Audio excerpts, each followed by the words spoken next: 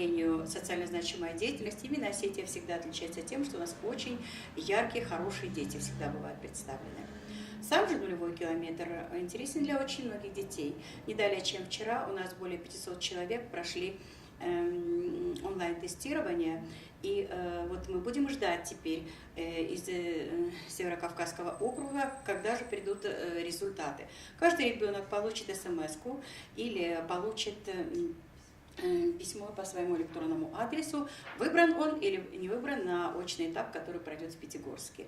А затем все ребята попадают в базу данных, и в течение 7 лет за ними будут следить, как они, значит, идут в своей учебе, в своей какой-то профессиональной карьере, уже если тут кто-то начинает работать.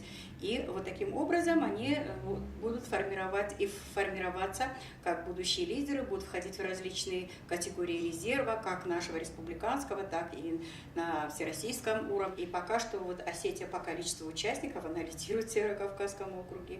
И посмотрим, каковы будут результаты уже на последнем этапе. Вот. Особенно активно у нас школы 30-я, 5-я, 38-я, 44-я, 26-я города Владикавказа. Очень активно себя они позиционируют, нам это очень приятно.